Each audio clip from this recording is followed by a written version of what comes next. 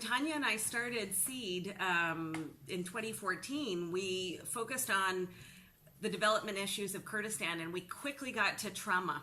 Yeah. Because we were there was an ongoing crisis, but when you dig a little deeper here, everybody has been exposed to trauma and violence. And something that hasn't been addressed until now. Exactly. And so we need to both serve victims that have faced violence, protect others from being affected by violence, and improve our skills and capacity to help people. So I've heard like a little bit about what Seed does. Yeah. And I heard you came out with this new report about trafficking, I think it was? Yeah, so I'm here today to talk about our new human trafficking report and all of the work that we do to help survivors of modern-day slavery. Before we open the report, yes, let's first recap real quick.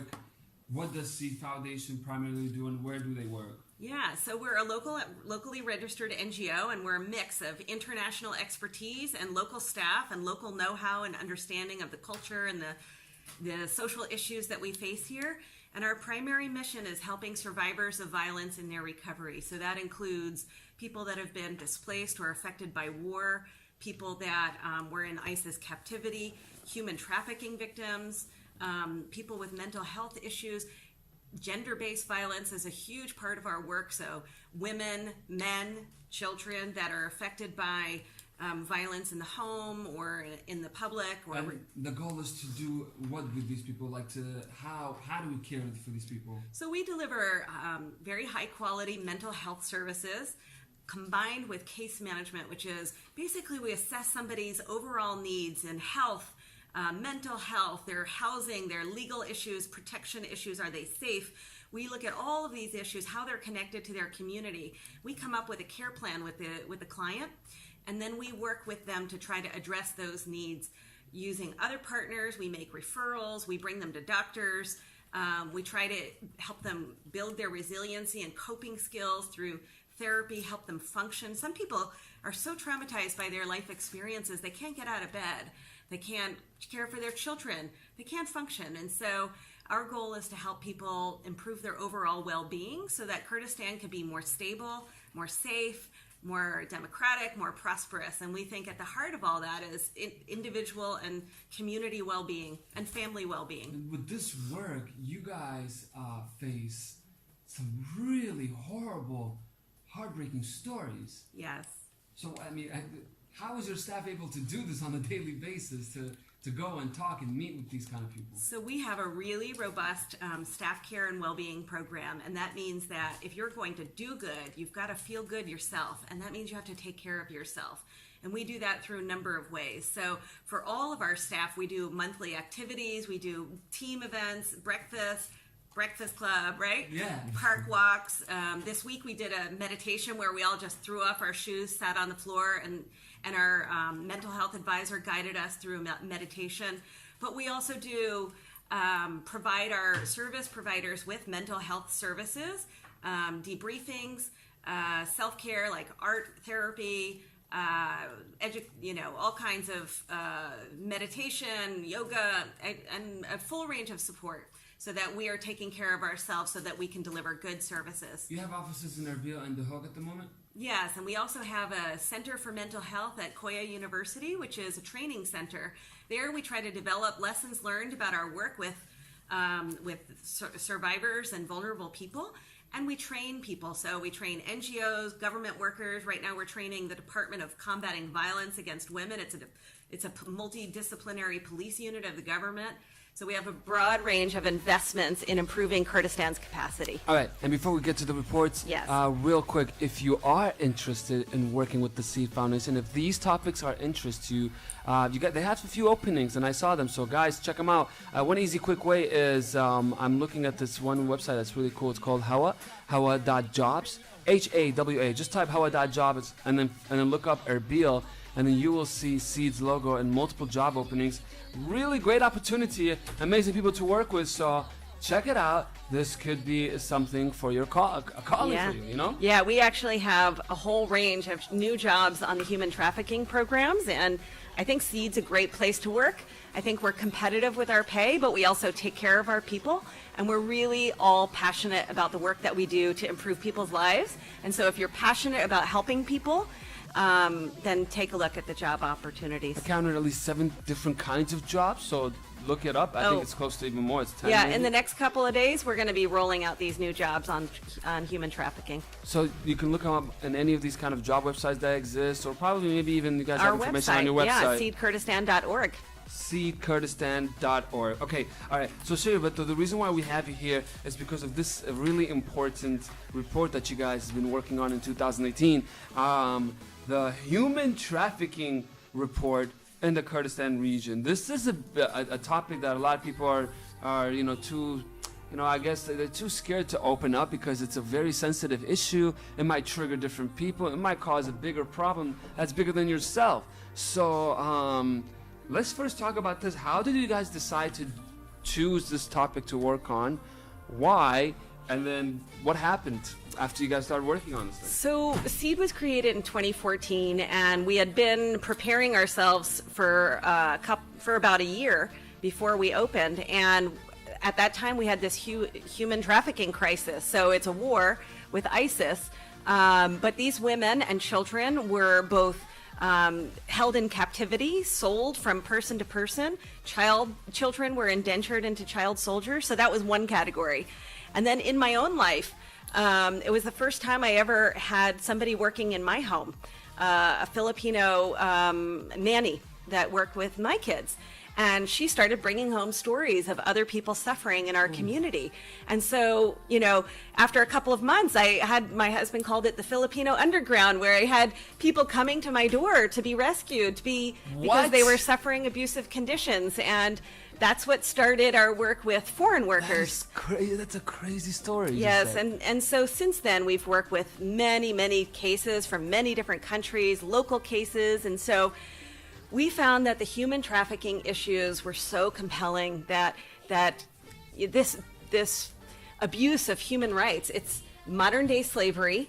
It's happening where the people are exploited for the profit of others. Basically, that's human trafficking, and it's modern day slavery, and there are over 40 million people around the world that are currently living as slaves. And about 100, they estimate conservatively, this is what we know about 174,000 people are being trafficking victims here in Iraq today.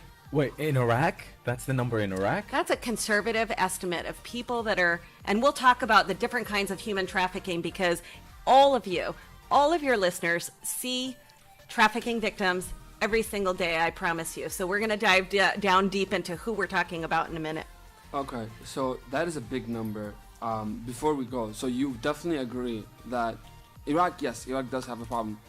Also, the Kurdistan region has a human trafficking problem. Do you say that statement is true? Yeah, so it's a growing problem. So people are trafficked to Iraq from other countries.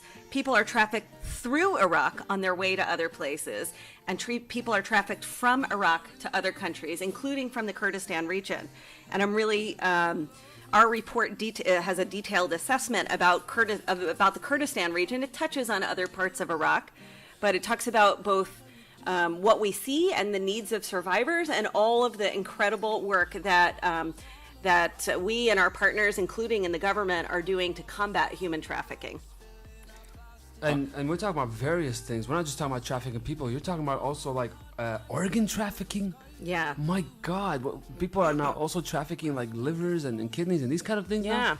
So it's a broad range of different kinds of trafficking, and the war and the conflicts in Syria and with ISIS in Iraq exacerbated the vulnerabilities of people that were already vulnerable.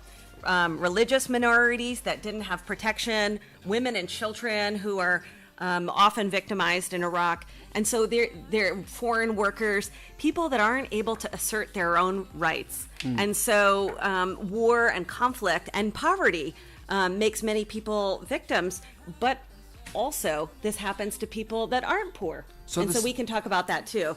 Yeah, so this 37-page report, Human Trafficking in the Kurdistan region of Iraq, is available on the website. what have you found? What are the key findings? And I will add that we've translated the report into both Kurdish, and it's available in Kurdish and English on the website and in hard copy. So basically, we identified the 4 major types of trafficking that we see here in Kurdistan. The first one is forced labor. So when people are forced to work for no pay, long hours, poor conditions, that is considered trafficking because it's for the exploitation. The exploitation is for other people's profit. The second category is sexual exploitation or sex trafficking. And that's when people are forced to provide sexual services for money. They may or may not be allowed to keep the money, but they certainly didn't consent to this. The third area is forced begging, and I heard you talk about this so many times on your show about the children that are forced to beg in the streets, and we can talk a bit more about the sort of intractable, complex issues that comes with forced begging of children. And then the fourth area is recruitment into the armed forces, and it's often children being used as part of military efforts, and that didn't start with ISIS. We can talk about that. So those are the main categories. There is I don't know which one organ to choose. One is worse than the other. Wait, I just want to start with the first one you talked about because that one interests me. You said when people come to work for little or no pay in bad conditions. Are you talking about like some of us who have like Filipino workers at home? Are they being trafficked? Or Yeah. or even like companies. So let me tell you about all of the different kinds of victims. So the first category is definitely the migrant worker. Okay. And so that could be a domestic worker in your home. Taking away her passport from her and her ID papers is a violation of her human rights. And it's also a violation of the anti-trafficking law that we have here. So let's just, because there's lots of people listening. If your employer says, I need to be holding your passport, that is illegal. Yes, it's and a they should try to find a way to get it back. So people are worried here that your worker will, and I'm putting this in quotes, run away. And let me remind people that people come here for work. It's an employment agreement. It is not slavery. You do not own them. These are not indentured servants. Slavery is not legal here in Iraq, in Kurdistan. And so when you hold somebody's identity papers, that limits their freedom, right? So other abuses that we've seen are they sign up for cleaning and they get forced into a sex job, or they come as a nurse for $500-600 and they're forced into a cleaning job. These are other examples. We have they don't have valid contracts. That's a form of trafficking. They're forced to work long hours. Every employee in Iraq is entitled to a full 24-hour day of rest. The legal work hours here are 8 hours. Okay, we all work more than 8 hours. I do. But people have to be compensated when they work more than 8 hours, and that's got to be part of the contractual terms. And so quite often, because these workers don't have the ability to assert their rights, they're in secret. They have no access to support, legal support or other support to assert their rights. And if you want to talk about some examples of our clients, I can share my experiences Yeah, with go you. ahead, tell us. So we had a client, because we mostly think about female victims, right? The woman in the home. And we've had experiences where they're not getting paid, or they're getting paid much less than what they were promised, and they don't get their day off. We've also had sexual abuse. We've had a case of rape recently where a woman was raped in her home that she was working in by the employer. We had a case of 2 men. They were engineers. They were highly educated engineers from India. And they had a dispute with their employer about their working conditions. And the employer said, we are going to keep you in your apartment for the remainder of your contract 2 more years without pay and without coming to work. And so these men, by the time they contacted us through our website, they had been not working for 5 months without pay to send to their families. And so we were able to achieve a good outcome. Yeah, I was going to say, Sherri, when you come across these mind-boggling stories, are you in a position where you're actually supposed to rescue them? And what do you do? I would caution everybody about rescuing people, because you don't know what kind of harm you could place somebody in when you take action. But in this case, they contacted us. They asked for our help. We asked them if we were allowed to work with the police to protect them. we relocated them to safe shelter, and we filed immediately a case with the police against the employer that they had been deprived freedom of movement because they didn't have their identity papers, their passport, and they didn't even have their ICAMA. So that meant they can't leave their community, and they hadn't been paid. So we tried to negotiate with their employer. Legally, we wrote letters, we met with them, and the employer was refusing to participate. So we did file a case against them with the police, and they tried to help us negotiate. And we also used other connections to try to influence the employer. And in the end, these men went home. They got their back pay. They got their flight paid for. And now at least one of them is now working in Afghanistan, is very happy. So he had a really terrible experience here.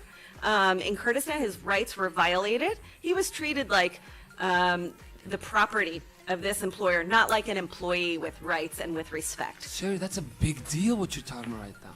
Well, we've done, probably 150 cases like that. My jaw is open, Yeah. because we've never heard of solutions like this and accountability. Accountability, what, And we have great partners in the government that help us on these cases, too.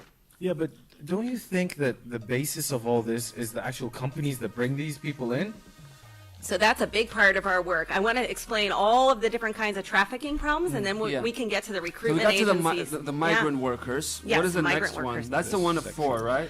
So the next one is local people. And it could be, when I say local or regional people, it could be Iraqis, Kurds, people from here, people from Syria, Turkey, Iran, neighboring countries. And so these people are generally mostly women who are promised jobs or marriage and are ultimately forced into prostitution. They could be, they were held captive by ISIS and sold like property. They were exposed to extreme sexual violence. There's also the lover boy method. What is Have you that? heard about that? No, what is the lover boy We call it the method? lover boy method. So this is where mostly young women, but it also happens to adult women. It also happens to men, where there might be a picture taken of this girl. It could be that she's involved in a romantic relationship with someone, or it could be they just take her face and put it on a naked body or a sexual picture. And they use that picture. The girl thinks it's a real romantic relationship, but the boy uses that to exploit her. And so he could sell her for sex after that because she doesn't want her family to find out that she was in a romantic relationship. Some of these girls are being trafficked out of the country. They're being trafficked to Baghdad and then out of the country. And some are living at home, but they're paying $10,000 to these men who are exploiting them. And it's happening all over the world, but it's happening more here. And I think because of the shame culture here where women are not allowed to date, they're so afraid of their families finding out that they had a romantic relationship. It leaves them extremely vulnerable. And so there's lots of laws to protect them. There's the anti-trafficking law. There's Article 3, which is about using social media to exploit. And so we know that the police, if you go to the police, they can help. And we provide services to these clients as well. But I'm sure that the women that want to go to the police, they can't because they're afraid their family will know. So is there any way of them reaching out but their family is still not knowing? Is that possible? So this is what SEED does. We do try to protect the confidentiality and the privacy of the victim at all costs, and we lay out their options. And yes, the police has also worked to protect. They obviously want to protect. They don't want to see harm come to these women. Okay. And we have very specialized police units, the Department of Combating Violence Against Women, DCVOW, and we also have the new Anti-Trafficking Directorate. So then the third area is survivors of ISIS captivity. And so these are men, women, children, mostly women, held captive with their children and sold for the purposes of sex and for money. And to get rid of this group of people. It's mostly Yazidis, but there are other minorities that have also been forced into this. And the other piece is forced labor and boys into child soldiers. So, this is a crisis we're still in the middle of because we still don't have all of the victims that were taken. We're still looking, and there are many that are missing. Can we talk about numbers? How many of these cases, of these different cases, have you found out?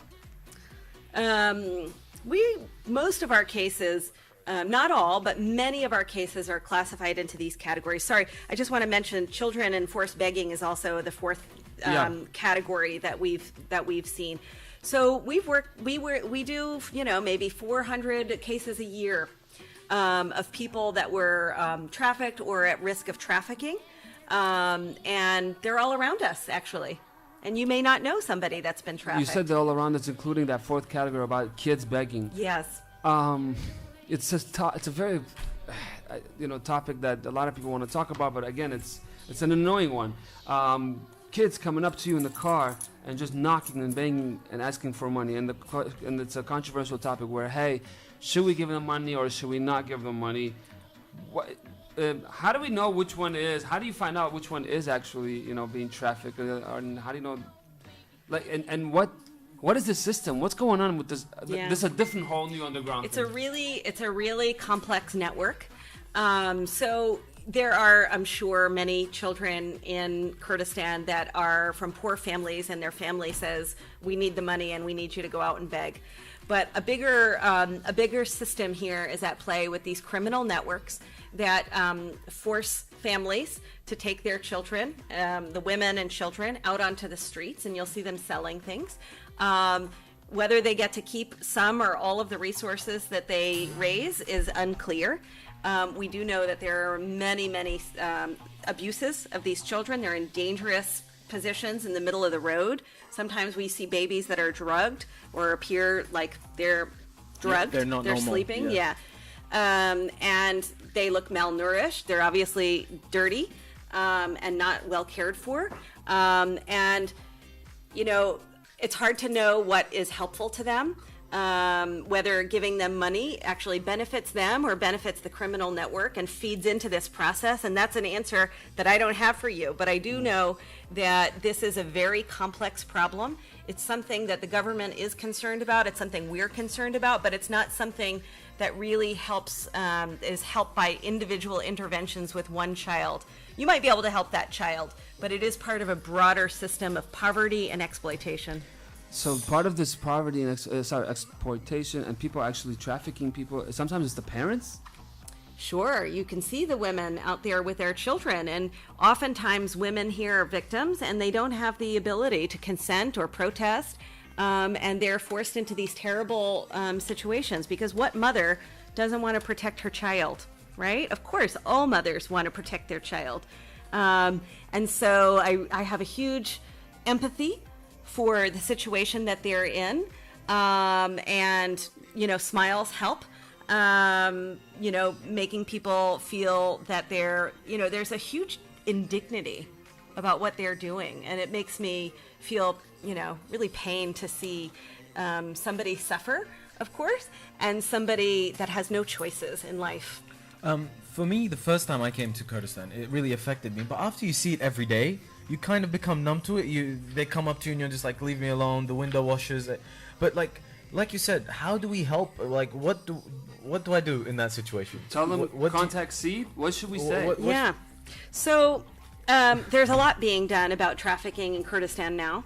Okay. Seed has been working with clients since 2015, providing aftercare services, and our main goal is to protect people, to help their recovery. We also do a lot of work to prevent. So what is being done to prevent this from happening, and what are the sort of broad institutional changes that we'd like to see? So we advocated with many other NGOs in partnership with other NGOs for the government to respond. And several years ago, they set up a high committee for combating trafficking in 2016. And so the Department of Combating Violence Against Women had police officers that were working with these cases. And in 2018, in July of this year, we've been advocating for this new law, and it was passed. What is it? It criminalizes, it's called the anti-trafficking law, and it criminalizes human trafficking. So any type of exploitation, you can see a long list of the crimes in our report. But this gives the government a real authority to address these issues. And so now they've created specialized police units called the Directorate for Anti-Trafficking. There's These a are- director within KRG that's for that. Yes, and That's big. And they have 16 police units all over Kurdistan, and these are specially trained officers. Well, actually, that's one of the things that we will be working with the government on is to help train and build the capacity of these officers. And they work in partnership with NGOs on these cases. And this year, we're going to be partnering with the government to open a shelter for trafficking victims because, as our study revealed, shelter protection is a huge need for all kinds of trafficking victims. They have nowhere to go. People need a safe place. And we had used the government shelters for women many, many times, but they're not well suited for the kind of traumatic experiences that these trafficking victims face. They can't deal with foreign workers, and they don't protect men. So there was no shelter for men. So hopefully this summer and the coming months, our partnership, it's through funded by the U.S. government. It's a partnership with the government. We'll be standing up our shelter. That's a big deal. Finally getting real life-impacting projects happening here in the Kurdistan region to make our society healthier. So obviously you guys have a lot of work coming up. That's why you have a lot of these job openings. Yes. That's kind of cool. This is really exciting. But despite all these horrible things that you're telling us, I read in the conclusion that there is a light at the end of the tunnel. Why are you optimistic despite all these bad things? So in many, many other governments, we see governments that refuse to respond. They deny there's a problem. They don't take action to enact laws or processes, or a law could be sitting on the books, and they don't take action. And you can see all of that detailed on our website because we have a new web feature, and it has all these international resources, including the U.S. Department of State's trafficking assessment of every country. And trafficking has been a problem in Iraq for a long time. And so now that the KRG has enacted a law and has these units, I think that, combating human trafficking doesn't mean it'll end completely, but I think that we can protect victims and we can prevent trafficking. Yeah, because we don't want to have a reputation some other countries do, right, regarding this topic. We've heard about those countries, Talabany, right, where they are known for just really treating illegal migrant work. It's a lot of countries, but to be honest, until we had this conversation here today, I didn't know it was that bad here either. I saw the beggars. I just assumed that they just, but never like human trafficking. Yeah, like when I think about human trafficking, I think of a bunch of people in a crate headed for like America. But there's different ways. But apparently there's different types of human trafficking, and some people that are listening today actually have someone working in their home that might be human trafficked, and that's. Well, I hope that today what everybody gets out of it is a greater awareness of the issues, and that each of us are motivated in ourselves to better treat the people around us with respect. We respect their rights, and we look at people as equals. Somebody that works for you is taking care of your children. Why would you want to abuse somebody that's got your most precious thing in the world in their hands? That just always amazes me. And so I am optimistic because I think Kurdish people and the people of Kurdistan are in their hearts generous and kind people. And as victims here, almost everybody in Kurdistan has been a victim of persecution because of their religion, because of their ethnicity, and because of politics. We have a long history of persecution here in Iraq. And so I hope that in Kurdistan, we can stand out in the region. And I think what the government's doing is standing out. And I think the people also can stand out in the whole Middle East for being the respecters of human rights here and for just having a better system and more equality. Yeah, we're better than that. And we want to show the world that we're better than that, right? I agree. Well, we're going to check with this to see what has happened after a year. Yes. I know a year sounds like a lot. We can come back in 6 months. But yeah, the thing is though, like this big of an issue requires a lot of time to address it and to tackle it and to change the situation. You cannot change the situation of human trafficking within a month or two. So you would need a lot of time. But you guys have started already. It takes also partnerships between this is one of the reasons why we have to work with government. NGOs alone can't. This is a law enforcement issue. Requires the public justice system. It requires the health system. Requires the social system. And all of these disciplines need to work together. And people, the public, need to work together in partnership. So what you're saying is that there is a way through all the annoying bureaucracy that we have here in the legal system to get things done. You have had things done. It's really, really hard. But it does happen. Bureaucracy exists. I worked in the U.S. government for 15 years. It exists there too. Yeah. But Kurdistan is small and the people are well-meaning. And with those two things, you can get a lot done. And I see a strong commitment to these issues among a lot of different actors. So you think within a few years, maybe human trafficking, we can't eliminate 100%. It'll be a little better. It will be a lot better. I think we can dramatically decrease the risks. I think we can dramatically increase protections for vulnerable people. We can spot these issues. We can provide them justice through the legal system with the help of the police and the courts. So there's a lot that needs to be done, but I am overall optimistic, or else I couldn't be doing this work, right? Yeah. Aylan checking in saying the problem is in the lack of education and the injustice system. So these things need to be addressed. Education is it's a big part, huh? Yeah. So that we can make all of our citizens aware and how to get the help to a person that they know about. And you're helping us with that today. And so I wrote you a little card to thank you for this and saying thank you for giving voice to the voiceless. Because today, starting with this, we're doing a 1-month campaign where every day we're going to be Facebooking and tweeting, and I'm not as social media savvy as my husband, but I think we're tweeting. And we don't do a lot of Instagram because look at these pictures, right? What do you take a picture of a victim? No, Yeah. we never exploit our clients. Never ever should we show people that are in trauma on our website. So we'll be doing a 1-month campaign, and the whole thing is to educate people. And so thank you for having me here to talk and give voice to people that can't speak for themselves. Well, what work that you're doing is really amazing, and it's really important. So we should be thanking you, actually, Talabany, right? Yep. And if anyone is interested in reading this report in 2 languages, you can go on Seed's website, Seed Kurdistan. And, .org. I said .org, yeah, yeah. .org. I meant the .org. Facebook, because some people only use Facebook, Noor. A Okay. lot of people don't use websites. Yeah, you can check their website. It's on there. And you said they're going to have a 1-month campaign where you're posting things, so definitely Yeah. follow them to understand what's happening in your community. Thank you so much, Sherri, for this information. This Thank is really you. wonderful. Thank you for this we'll get to- opportunity. We'll keep a copy of this report, and whoever guests that will come here on the daily here, we'll give them a chance to also read it. But you guys also do try to spread that that report, because the more knowledge is being shared with each other, we will be in a healthier situation. My God, Sherri, thank you so Thank much. you. Thank you for your You partnership. had us shaking in the beginning with all these terrible things. Like, I don't want to end up like.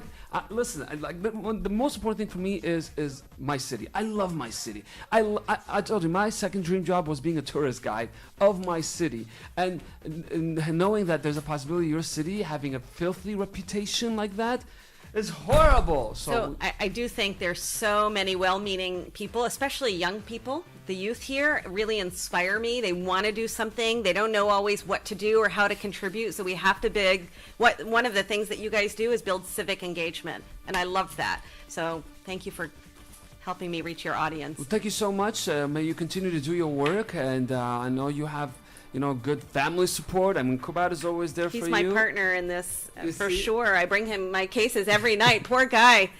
He has his own hard day at work, and I was like, let me tell you about this new case. Every day, 2 or 3 cases. Best partner. Yeah. Great. All right, so thank you so much. We're going to go try to see if we can do the coffee now. Yes. Teach us how to use the I coffee. will be happy to. Anything else, though, before we let you go? You want to tell people? No, just we do have these job postings. So if anything that I've said today inspires you, and you have any skills that can, help us combat this scourge of human rights abuses, come look at our jobs and apply. Awesome. Thank you so much. Sherri, Kraham, Talabany. Thank you so much. Thank you. Thank you, guys.